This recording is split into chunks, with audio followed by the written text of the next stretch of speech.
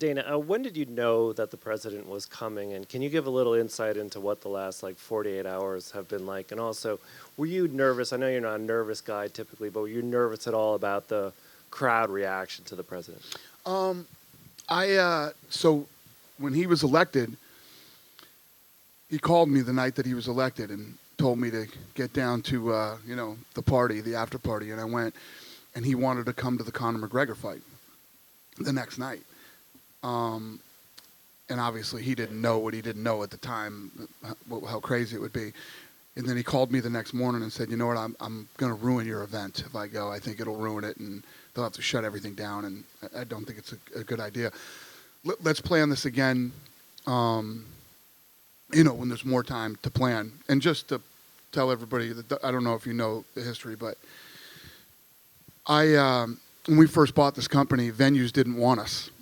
No venue wanted the UFC. And at that time, Trump reached out and asked us to come to the Taj Mahal.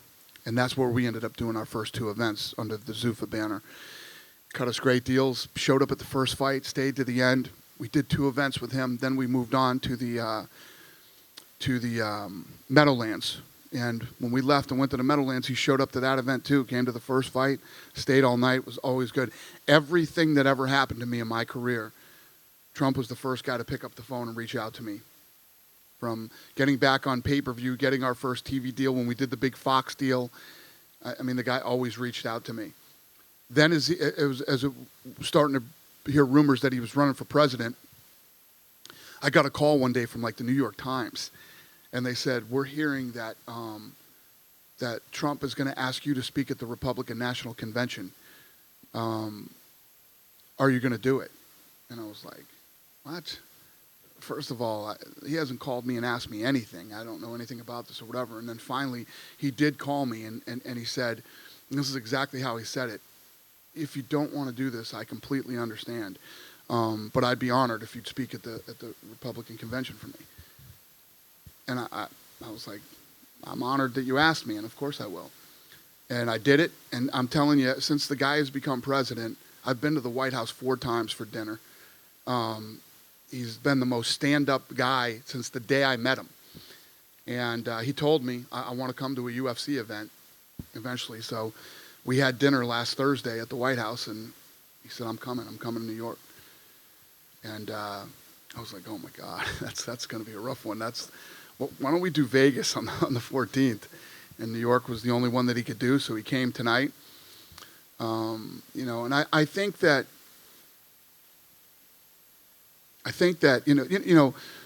there's this craziness going on politically right now. If you're a Trump guy, you don't like certain types of people, or you don't like, and it's really, there's a lot of bullshit in that. The country's in a crazy place right now with all that. Did you see Michael Rappaport here tonight? Nobody hates President Trump more than Michael Rappaport, okay? And I'm very good friends with Michael Rappaport. I don't know if anybody hates, maybe Snoop hates him more than Rappaport does, and I'm very good friends with Snoop and lots of other people that are on one side or the other. This is a guy who's been a really good friend to me for a long time. He's done everything that he ever said he would do, and tonight he showed up to the event. And I think as fans of the sport, I think all of us can sort of appreciate, whatever political side you sit on, that the President of the United States came to one of our events tonight. But again, it's a huge stadium. It's not a controlled environment. Were you nervous at all about what the crowd would be like when he walked out there? No, I'm one of these guys, like I was just saying, whoever you are, in here in the media, or if you're Snoop, or if you're Mike, any of these guys, this is America. You can believe and do whatever you want. If you want to boo, you can boo. If you don't, as an American, you can do whatever you want to do, and you can choose whatever side you want to be on. And I feel like in these days, we live in a world where you can't come out and say who that, I'm a Trump guy, or I'm a Hillary guy, or whatever your deal is, or whatever I'm not a real political person. So, but listen, it's America. You can do whatever you want. So I just felt like tonight we were going to walk in and whatever happened. It was, the guy was told me as a friend he would come see the fights, and he did tonight. And I appreciate him, and it was a big night for the sport. Dana over here. Huh? Let, let me tell you this. So you know, a lot of you guys have been around since the beginning. I've walked out of that tunnel for the last 20 years. I've never fucking seen anything like that in my life. Like tonight when I walked out of that tunnel with him tonight, I'll never forget it as long as I live. It was crazy. So Dana, there's a lot of times you had goals for this sport, right? Mm-hmm. Get sanctioned, get paid, a lot of tangible things. So you literally have described, boxing basically waiting for you, showing your fights at their thing. Their biggest star has got to wait. President's here, all the different things. Are we at a stage now where you can't really fathom these goals anymore? That things are just happening that were beyond. You dreamed of being at Madison Square Garden for a lot of years, but now we're at a point where these things really probably weren't even. Yeah, no, thanks. And yeah. I don't even know what to say to that, but yeah, it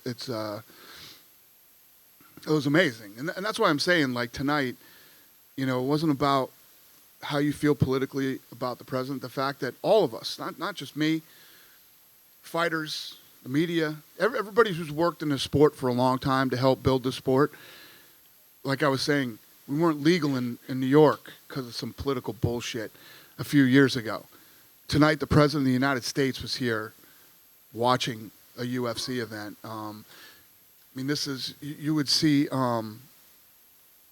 like Game 7 of a World Series between the Yankees and the Dodgers, and the president would be up in a box somewhere if they ever even went to a sporting event. When Obama was the president, Obama would go to an NBA game, and you know what I mean? And now tonight to have President Trump at an event,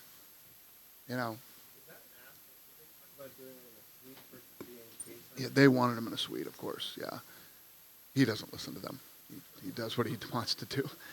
But yeah, they wanted him in a suite. I'm not an expert in security, but I think it's a lot safer to protect him in a suite than it is in the second row.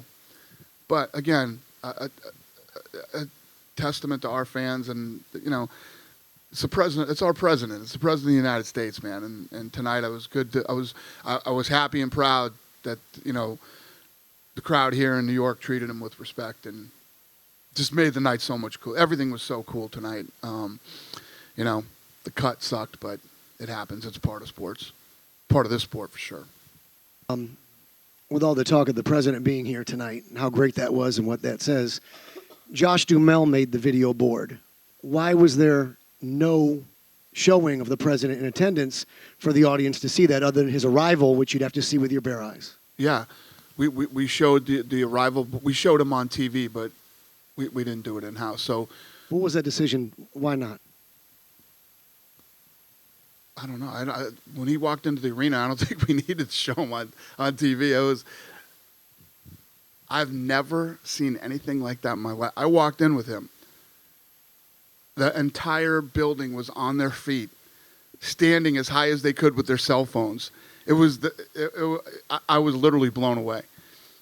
I just went, holy fucking shit, I've never seen anything like this in my life. Was there a concern that there may be a reaction that maybe would be disrespectful? No. We walked in and the crowd was great. And then he stood up one other time and got a good reception. And finally, did you talk to Trump after the event, and what did he think? I did. Did he have anything to say about it? He loved it. He had a blast. He loved it. He said it was great. I mean, if the last time he was at a live UFC fight was the Meadowlands, so you're talking 2001, 2002 was the last time he was there. So it's when you come to one of these events, especially like tonight, it was so electric, and he loved it. And he came, he stayed the whole event. Because he came earlier, he was in my room watching the prelims with me, and then we went out for the main card. Are you able to offer any details in terms of added security measures for tonight, or no? What do you mean? In terms of President Trump being here? Jesus Christ. I mean, I know we went through the bomb dogs and all that kind of stuff. Shut down the block. If it was after like 8 o'clock, you couldn't get on this block without a ticket. As far as I know. Yeah, there was Secret Service everywhere. But I don't know about people getting in the building, but everything ran smooth back at house. They were actually really great to work with, and everything went pretty smooth. You touched on this a little bit before, but you know, We lost our press room, but other than that, everything was great. Nobody got fucked but you guys. You know, aside from politics and your personal relationship with him, have you been able to sort of digest the idea that the president of this country was at a UFC event? That's fairly Yeah. significant, especially in New York. Yeah, no, it's amazing, and like he and I were talking about a second ago, it's like, you know, these are just things you asked me 10 years ago, I'd tell you, oh, I think the sport's going to be here and it's going to do this and do that, and but like baseball games for Bush, like the NBA for Obama, right, and now the UFC as a president that attended one of the events. It's like one of the big deals. It's like you made it. You know, it's awesome.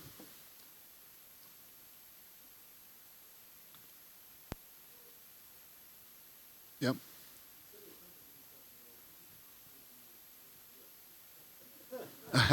So he wanted to be in the third row.